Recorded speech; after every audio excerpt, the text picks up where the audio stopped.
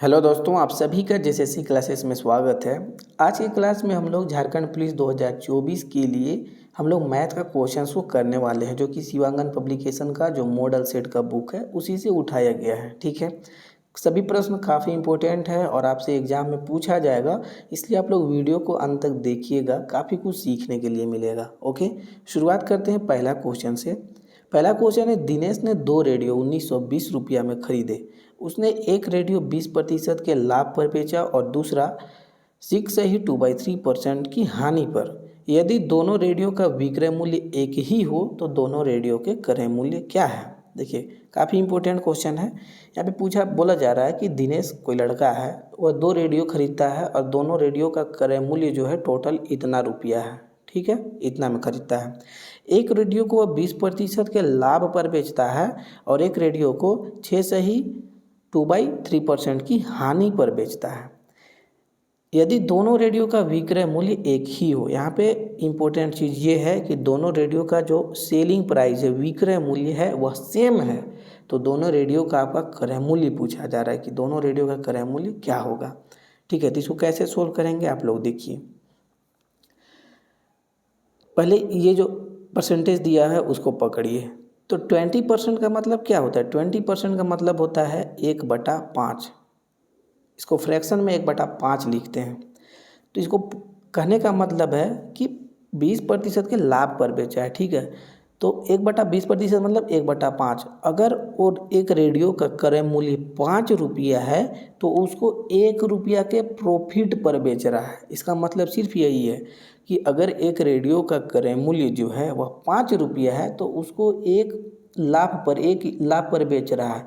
तो सीपी यानी कि कॉस्ट प्राइस, क्रय मूल्य, और सेलिंग प्राइस यानी कि विक्रय मूल्य, इसका रेशियो क्या बनेगा कि 5 में जिस चीज़ को खरीदा हो वो 6 पर बेच रहा है। ठीक है, यही बनेगा। अब ये जो दूसरा वाला दिया हुआ है परसेंटेज, ये बराबर है आपका 1/15 के, 1/15 के बराबर है। ठीक है, आप ये करके देखिएगा तो ये 20/3 इंटू फिर 100 कीजिएगा परसेंटेज में, आप इसको कट कीजिएगा तो 1/15 आएगा। तो कहने का मतलब है कि अगर वो दूसरा वाला रेडियो को 15 रुपया में ख़रीदा है तो 1 रुपया के हानि पर बेच रहा है। देखिए, यहाँ इतना का हानि हो रहा है बोला है ना, तो 1 का हानि हो रहा है। मतलब रेशियो क्या बनेगा कि जिस रेडियो को 15 रुपया में ख़रीदा है उसको 1 रुपया कम में बेच रहा है, यानी कि इतना में बेच रहा है। ठीक है, ठीक है।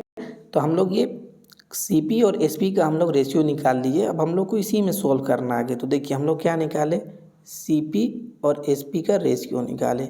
ये 5 था तो ये 6 था, ये जब आपका 15 था तो ये आपका 14 था, यही हम लोग निकाले हैं। ठीक है, अब यहाँ पे इम्पोर्टेंट चीज़ क्या है कि दोनों रेडियो का विक्रय मूल्य है, यानी कि सेलिंग प्राइस जो है ये इक्वल है।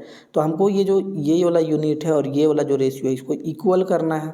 तो कैसे कर सकते हैं? तो यहाँ पे हम लोग जा सकते हैं, देखिए कि इसको 7 से हम लोग गुना करते हैं तो कितना होगा, 6 सते 42 होगा। ठीक है, और अगर इसको 7 से गुना कर रहे हैं तो इसको भी 7 से करना पड़ेगा, ताकि 5 और 6 का रेशियो, जो ये और ये रेशियो है, वो हमेशा मेंटेन रहे, इक्वल रहे। ठीक है, यहाँ पे हम लोग 7 से गुना किए 42 करने के लिए, तो इसको 3 से गुना करेंगे ताकि यह भी 42 हो, क्योंकि दोनों का विक्रय मूल्य बराबर बोला गया है। देखिए, दोनों का विक्रय मूल्य बराबर कर दिए।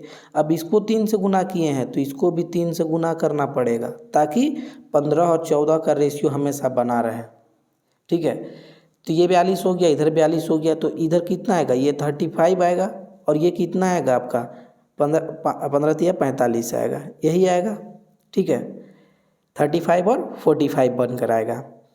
अब बोला जा रहा है कि ये दिनेश ने 2 रेडियो, इतना टोटल इतना उसका क्रय मूल्य है। और यहाँ पे सीपी कितना है, देखिए यहाँ पे सीपी कितना है 35 और 45, और ये दोनों मिलके कितना बनेंगे, 80 बनेगा। तो अब देखिए 80 बनेगा, और 80 का वैल्यू कितना दिया हुआ है, 1920 दिया हुआ है। तो आपको निकालना है, एक 35 का वैल्यू निकालना है और एक 45 का वैल्यू निकालना है। तो पहले 35 का निकालते हैं, तो 1920 डिवाइडेड बाई 80 इंटू 35। अब इसको सोल्व कीजिए, ये जाएगा। उसके बाद 8 से कितना बार में जाएगा, 8 × 16, 8 × 4 = 32, यही आएगा। अब 24 और 35 को गुना कीजिएगा तो आपका ये कितना आ जाएगा, ये आपका आएगा 840 रुपया, 840 रुपया आएगा। ठीक है, उसके बाद आप निकालेंगे फिर से कि 80 का वैल्यू कितना दिया हुआ है, उसी में निकल जाता, लेकिन हम आपको स्टेप वाइज करके दिखा रहे हैं। अब 45 का वैल्यू निकालना है, दूसरा रेडियो का क्रय मूल्य निकालना है। तो फिर ये आप सोल्व कीजिए, गुना 45, ये सोल्व कीजिए। तो इसको सोल्व करने पर आपका आएगा 1080 रुपया, 1080 रुपया, और ये ऑप्शन नंबर बी करेक्ट हो जाएगा। तो इस तरीक़ा से इसको सोल्व करना था। ठीक है, चलिए नेक्स्ट क्वेश्चन करते हैं हम लोग। एक संख्या से 15 घटाने पर वह घटकर 80% रह जाती है, उस संख्या का 40% क्या है? काफ़ी इजी क्वेश्चन है, इसको हम लोग एक्स लेकर के सोल्व करेंगे, क्योंकि एक्स लेकर सोल्व करेंगे तो काफ़ी आसानी सोल्व हो जाएगा, आपका कैलकुलेशन भी कम हो जाएगा इससे। देखिए, मान लीजिए एक्स कोई संख्या है, उसमें हम लोग 15 घटाते हैं, 15 घटाते हैं, तो 15 घटाने के बाद वह संख्या घटकर 80% रह जाती है, यानी कि वह संख्या कौन, एक्स जो है घटकर कितना रह जाती है, 80% रह जाती है। इसको सोल्व कीजिए अब। ठीक है, तो ये कितना बार में आएगा, 2 चौके 8, 8 2 5 10। ठीक है, अब ये 5 सीधे इसको इधर से मल्टीप्लाई कर देते हैं, तो 5x आएगा माइनस 75 आएगा, और इधर कितना बच जाएगा, 4x बच जाएगा। अब 4x को इधर ले जाते हैं तो सीधे x बचेगा, और इधर कितना आ जाएगा, 75 बच जाएगा। तो x का वैल्यू हम लोग निकाल लिए, x इज इक्वल टू कितना है, 75। ठीक, अब आगे क्या बोला जा रहा है कि उस संख्या का 40% क्या है, मतलब 75 का 40% आपको पूछा जा रहा है। सिर्फ यही आपको सोल्व करना है। 25 तिया 75, 25 चौके 100, 4 से 10 बार में, और 10 इंटू 3 कितना हो जाएगा, 30। ऑप्शन नंबर सी करेक्ट हो जाएगा। ठीक है, तो ऐसे सोल्व करना था। वीडियो को लाइक शेयर जरूर करते रहिए। नेक्स्ट क्वेश्चन है, 30 किलोमीटर की दूरी चलने में अभय को समीर से 2 घंटे अधिक समय लगता है।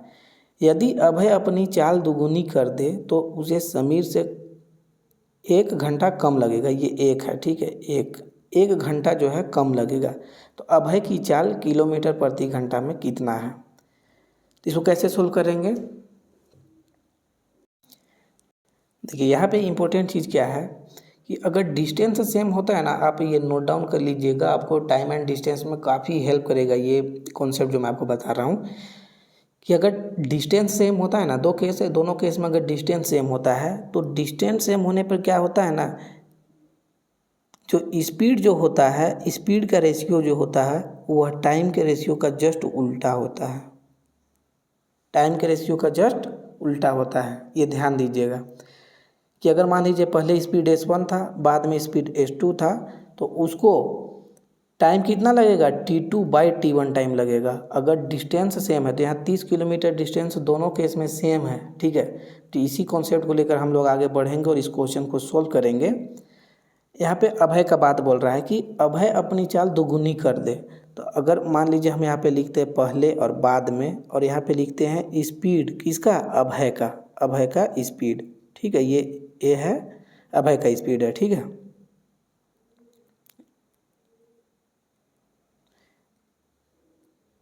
अभय का स्पीड, अगर पहले उसका स्पीड 1 यूनिट था, ठीक है, तो अब वो दोगुना कर देता है, तो कितना कर दिया, 2 कर दिया, तो उसको टाइम कितना लगेगा, जस्ट उसका उल्टा लगेगा, क्योंकि 30 किलोमीटर का ही बात है।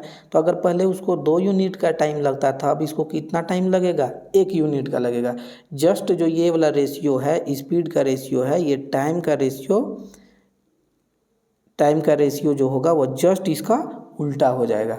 बस यही कॉन्सेप्ट यूज करना है।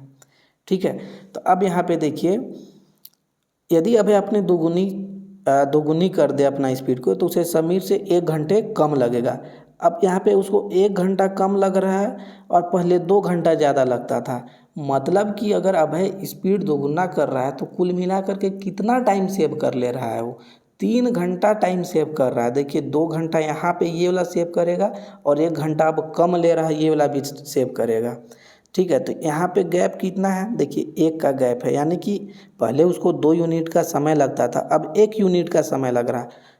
तो मतलब कितना सेव कर रहा है टाइम, 1 यूनिट का सेव कर रहा है, लेकिन 1 यूनिट का वैल्यू ही क्वेश्चन में कितना दिया हुआ है, 3 आवर दिया हुआ है, 3 घंटा दिया हुआ है। ठीक है, तो अब आपसे क्या पूछा जा रहा है, घंटा कम लगेगा। अभय की चाल क्या है, अभय का चाल पूछा जा रहा है। ठीक है, तो चाल इज इक्वल टू क्या होता है, चाल पूछा, हाँ चाल ही पूछा जा रहा है। तो स्पीड इक्वल टू क्या होता है, दूरी बटा समय होता है, दूरी बटा समय होता है, टाइम होता है। दूरी हम लोग का 30 किलोमीटर दिया हुआ है, टाइम हम लोग को निकालना है, तो उसको 2 से करते हैं। ये यहाँ पे दिखेगा नहीं आपको। ठीक है, चलिए ये ध्यान दीजिए कि एक इज इक्वल टू हम लोग कितना निकाले, एक का वैल्यू 3 निकाले हैं। अब हम लोग को 2 का वैल्यू निकालना है, तो 2 का वैल्यू यहाँ पे कर देते हैं, ये 6 आएगा। ठीक है, ठीक है, यानी कि उसको पहले कितना समय लगता था, 6 घंटा का समय लगता था। हम लोग इससे भी निकाल सकते हैं, ऐसा कि नहीं निकलेगा, जो ये वाला जो रेशियो देख रहे हैं इससे भी निकाल सकते हैं। तो दूरी कितना है, 30 का दूरी है, और उसको 6 घंटा से मतलब ये टाइम ले रहा था, तो उसका चाल कितना है, 5 किलोमीटर पर आवर। यही ना आंसर आएगा, सॉरी 5, इसका करेक्ट आंसर आ जाएगा, ऑप्शन नंबर ए करेक्ट होगा। ठीक है, ठीक है, तो यहाँ पे हम लोग निकाले कि स्पीड इज इक्वल टू क्या होगा, तो 30/6 यानी कि 5 किलोमीटर पर आवर। तो ये सॉल्व करना था आपको। चलिए नेक्स्ट क्वेश्चन है आपका, 1860 रुपया 12% प्रति वर्ष के साधारण ब्याज पर कितने समय में 2641.20 रुपया हो जाएंगे। ठीक है, तो ये कितना समय में होगा ये पूछा जा रहा है, इम्पोर्टेंट क्वेश्चन है ये भी। तो यहाँ पे ये हम लोग पॉइंट को इग्नोर करके चलेंगे। ठीक है, यहाँ पे साधारण ब्याज का बात हुआ है, इसको कैसे सोल्व करेंगे, टोटल कितना का ब्याज बन रहा है, देखिए इसका प्रिंसिपल ये है, यानी कि मूलधन ये है 1860 रुपया। अब टोटल अमाउंट कितना बन रहा है, 12% प्रति वर्ष की दर से, तो ये 2641 बन रहा है।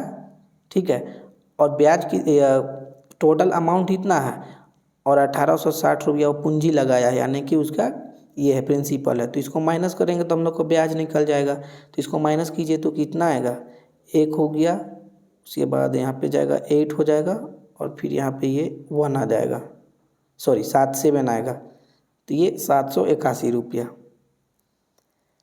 ठीक है, 781 रुपया का उसको इंटरेस्ट बन रहा है।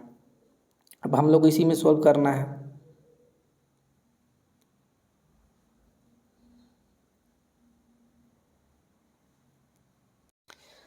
अब देखिए प्रिंसिपल कितना है, 1860 रुपया गुना 12%, और हम लोग को मान के चल रहा है कि एक्स का समय लग रहा है। ठीक है, और ये कितना ब्याज दे रहा है, तो ये ब्याज दे रहा है 781 रुपया का, अभी जो हम लोग कैलकुलेट किए। ठीक है, अब इसी को आपको सोल्व करना है, तो इसको आप सोल्व कीजिए।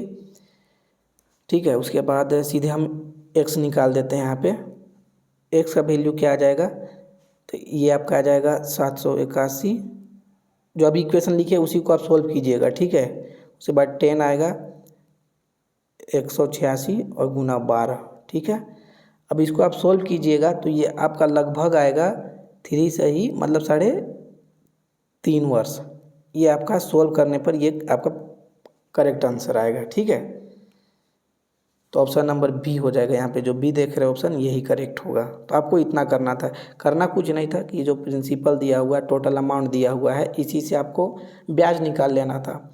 अब वो ब्याज कितना साल में बन रहा है वो आपको निकालना था। तो हम लोग साधारण ब्याज में जानते हैं ना, ब्याज निकालने का PRT डिवाइडेड बाई 100, यही होता है SI। तो उसी से आपको सोल्व कर लेना था, ये ज़्यादा कुछ करना नहीं है इसमें।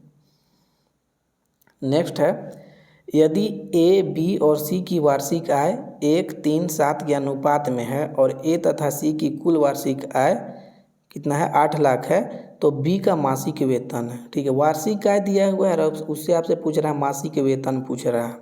ठीक है, अनुपात यहाँ इतना दिया हुआ है, A तथा C का कुल वार्षिक आय इतना दिया हुआ है।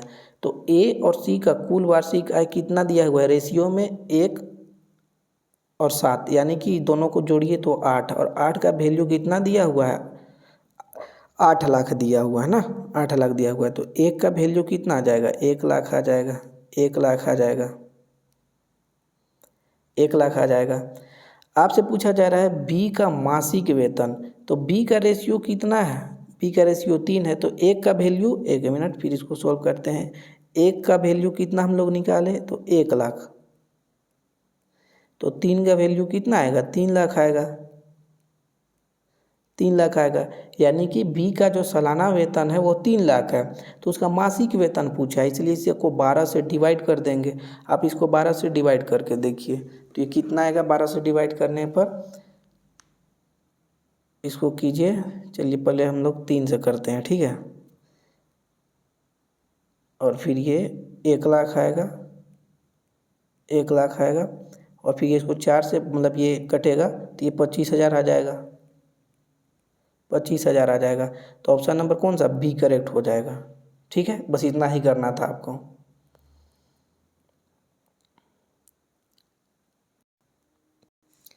नेक्स्ट है, किसी स्कूल में एक परीक्षा में सफल और असफल परीक्षार्थियों का अनुपात 6:1 है। यदि 6 और परीक्षार्थी सफल हो जाते तो अनुपात 9:1 होता। परीक्षार्थियों की कुल संख्या है। क्या बोला जा रहा है यहाँ पे कि किसी परीक्षा में पास होने वाला और फेल होने वाला का रेशियो कितना है तो 6:1 है। अगर 6 परीक्षार्थी और सफल हो जाते तो ये रेशियो कितना का होता 9:1 का होता, ठीक है।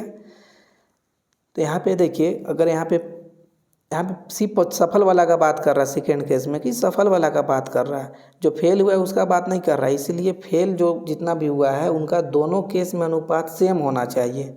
जिसको नहीं, जिसके साथ क्वेश्चन में जिसके साथ छेड़खानी नहीं हो रहा है उसका अनुपात दोनों केस में सेम होना चाहिए। और हम लोग यहाँ देख रहे हैं कि यहाँ भी 1 है, यहाँ भी 1 है, ठीक है। तो कहने का मतलब है कि हम लोग को ये दोनों, अगर ये दोनों इक्वल नहीं रहता, एक एक जो आप देख रहे हैं ये इक्वल नहीं रहता, तो हम लोग दोनों को इक्वल करना पड़ता, ठीक है। लेकिन यहाँ पे ऑलरेडी इक्वल है तो ये मामला हम लोग का काफ़ी आसान हो गया।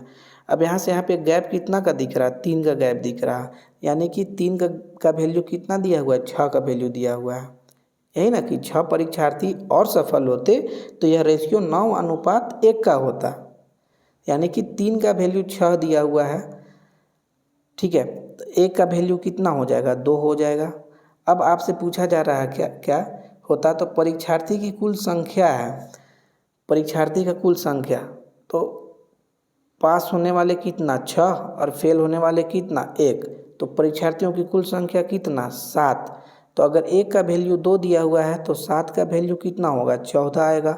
और इसी का कोई मल्टीपल जो होगा वह कुल मतलब विद्यार्थियों की संख्या को बताएगा, जो कि ऑप्शन नंबर ए करेक्ट हो जाएगा, ठीक है। तो यहाँ पे ये करना था।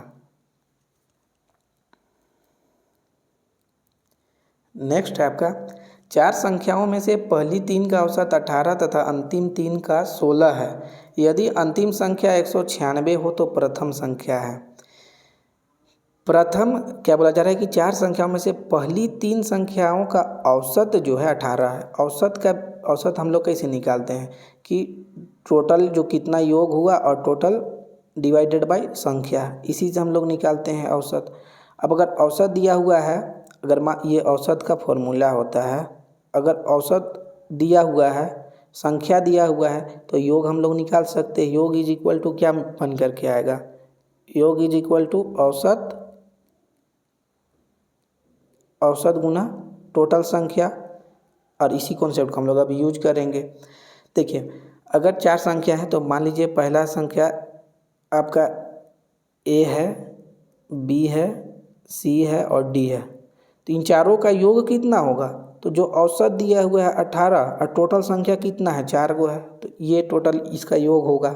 ए plus B plus C plus D का योग इतना होगा, ठीक है, यही होगा। तो 18 इंटू 4 कितना होता है, एक मिनट यहाँ पे थोड़ा सा मिस्टेक जा रहे थे। पहली 3 का औसत बोला है ना, तो ए प्लस बी प्लस सी इन तीनों का योग कितना होगा, तो 18 इंटू 3 होगा, 18 इंटू 3 होगा, जो कि 54 हो गया, 18 × 54, ठीक है। और अंतिम 3 का औसत 16 है। अंतिम 3 कौन सा आएगा, B plus C plus D, और इसका तीनों का योग कितना होगा, तो 16 इंटू 3, जो कि हो गया 48। अब देखिए यहाँ पे दोनों में क्या कॉमन है, दोनों में कॉमन बी प्लस सी है और बी प्लस सी है, ठीक है। अच्छा, यहाँ पे एक थोड़ा सा मिस्टेक है कि ये 19 है, ठीक है, जो अंतिम संख्या है ये 19 है, ठीक है, ये भी ध्यान दीजिएगा। तो यहाँ पे हम लोग क्या निकाल सकते हैं, एक है कि दोनों को माइनस कर देंगे तो सीधे ये और ये ख़त्म हो जाएगा, ठीक है, और a माइनस डी बचेगा, a माइनस डी बचेगा। आप ये दोनों को माइनस करेंगे तो ये और ये माइनस मतलब ये कट जाएंगे और a माइनस डी बचेगा, और फिर इधर माइनस होगा तो इधर माइनस कितना होगा, 6 आएगा, ठीक है। तो a minus D is equal to 6 आएगा। तो a minus D is equal to 6। अब जो d का वैल्यू है वो अंतिम संख्या है, ये 19 दिया हुआ है, तो a का वैल्यू कितना हो जाएगा, 19 इधर जाएगा और ये आपका आ जाएगा 25।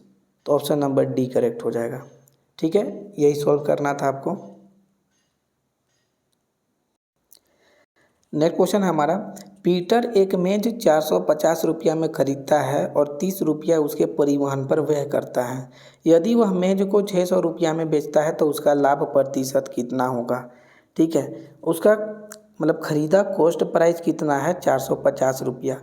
अब उस पर 30 रुपया व्यय किया मतलब परिवहन में, तो टोटल उसको कितना इसका पड़ गया, 480 रुपया पड़ गया। अब बेच कितना में रहा, 600 में बेच रहा है, ये उसका कितना हो गया, सेलिंग प्राइस, विक्रय मूल्य हो गया।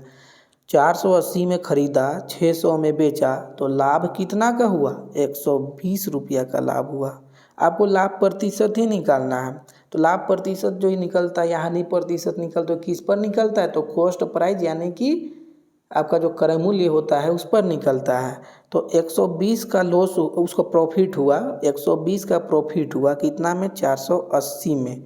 अब इसी को परसेंटेज में बदलने के लिए 100 से गुना करेंगे, तो इससे ये कटेगा, ये 12 चौके 48 जाएगा, 4 से ये 25 बार में जाएगा, यानी कि उसको 25% का प्रॉफिट हुआ। ये क्वेश्चन था, ठीक है। नेक्स्ट क्वेश्चन, यदि दो बेलनों की त्रिज्याओं का अनुपात 2:3 है तथा उनकी ऊंचाइयों का अनुपात 5:3 है, उनके आयतनों के अनुपात की गणना कीजिए, ठीक है। दो बेलन है, दोनों बेलनों का त्रिज्या का अनुपात जो दिया हुआ है वो 2:3 है, और ऊंचाई का अनुपात जो है वो 5:3 है। तो दोनों बेलनों का आयतन का अनुपात पूछा जा रहा है। तो बेलन का आयतन क्या होता है, बेलन का आयतन जो होता है वो πr² h होता है। ये बेलन का आयतन का फॉर्मूला है। तो बस इसी में सोल्व हम लोग करेंगे कि πr1² into h1 divided by pi into r2² into h2 पाई से पाई कट जाएगा।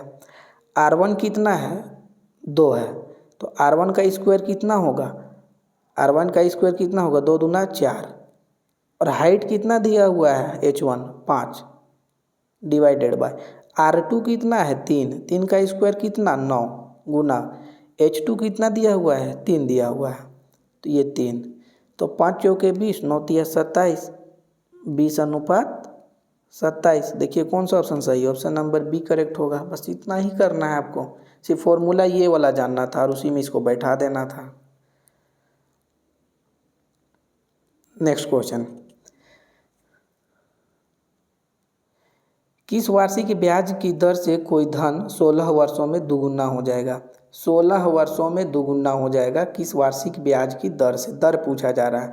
देखिए हम आपको यहाँ पे एक इम्पोर्टेंट चीज़ बता देते हैं, जो दर जो होता है जिसको आप लोग रेट बोलते हैं, वो क्या होता है ना कि एक वर्ष में 100 रुपया पर, उसका डेफिनेशन ही होता है एक वर्ष में 100 रुपया पर जितना भी आपका जो एसआई बनेगा मतलब ब्याज बनेगा उसी को बोला जाता है रेट बोला जाता है। जैसे कि हम आपको बता रहे हैं 100 रुपया है, उस पर एक वर्ष में अगर 5 रुपया का इंटरेस्ट बन रहा है तो उसका दर होगा वो 5% ही होता है। तो इसी को लेकर के हम लोग ये सोल्व करेंगे। यहाँ पे बोला जा रहा है कि 16 वर्षों में दुगुना हो जाएगा। मान लीजिए कि धन जो है वह 100 है, ठीक है, तो 16 वर्षों में दुगुना हो जाएगा, यानी कि 16 वर्ष में कितना हो जाएगा, 200 हो जाएगा। अगर धन आपके पास 100 है यानी कि आपके पास प्रिंसिपल जो है ये 100 रुपया है, तो 16 वर्ष में वो आपको 200 टोटल रुपया देगा, ये आपका अमाउंट हो गया। तो आपका ब्याज कितना बन रहा है, 100 रुपया जो आपके पास 16 साल पहले था, अभी वही 100 रुपया 200 हो गया है। तो मतलब 100 रुपया पर कितना का इंटरेस्ट बना, तो आप देखिएगा 100 का इंटरेस्ट बना, 100 का इंटरेस्ट बना। तो 16 साल में अगर 100 का इंटरेस्ट बन रहा है तो एक साल में 100 रुपया पर कितना का इंटरेस्ट बनेगा, 100/16 का इंटरेस्ट बनेगा। ठीक है, आप इसी को सॉल्व कीजिए। तो 100/16, ये 4 से 4 बार में, ये 25 बार में, अब 25/4 तो 4 छक 24, 1/4%। यही तो इंटरेस्ट आएगा आपका, सॉरी यही तो दर आएगा आपका, यही आएगा। तो ऑप्शन नंबर सी करेक्ट हो जाएगा। तो बस इतना ही सॉल्व करना था कि भैया मेरा आपके पास 100 रुपया था, अभी 200 रुपया हो गया, मतलब 16 साल में आपके पास 100 रुपया का इंटरेस्ट बना। अगर 16 साल में 100 रुपया पर 100 का इंटरेस्ट बना तो एक साल में 100 रुपया पर कितना का इंटरेस्ट बनेगा, तो इतना का इंटरेस्ट बनेगा, और यही आपका दर हो जाएगा। क्योंकि हम आपको बताए डेफिनेशन में, दर का डेफिनेशन ही होता है कि 100 रुपया पर एक साल में आपका जितना भी इंटरेस्ट बनता है उसी को हम लोग दर बोलते हैं, रेट बोलते हैं। ठीक है, तो ये था। नेक्स्ट करते हैं हम लोग, कुल 4900 रुपया में से 1/9% वार्षिक साधारण ब्याज की दर से निवेशित किया जाता है तथा शेष धन को 12% वार्षिक ब्याज की दर से निवेशित किया जाता है। यदि प्रत्येक स्थिति में बराबर समय में बराबर ब्याज प्राप्त होता है तो लगाए गए धन निवेशित किए गए का अनुपात कितना है, ये पूछा जा रहा है। इसको हम लोग नेक्स्ट क्लास में करेंगे, ये थोड़ा सा लंबा बनेगा। ठीक है, चलिए तो हम लोग यहाँ पे किए हैं इतना क्वेश्चन, हम लोग नेक्स्ट क्लास में लास्ट वाला क्वेश्चन करेंगे। ठीक है, तो आई होप कि आप लोग को वीडियो अच्छा लगा हो। वीडियो को लाइक शेयर जरूर कीजिएगा। नेक्स्ट वीडियो मिलते हैं, अपना ख्याल रखिए, पढ़ते रहिए। Thank you.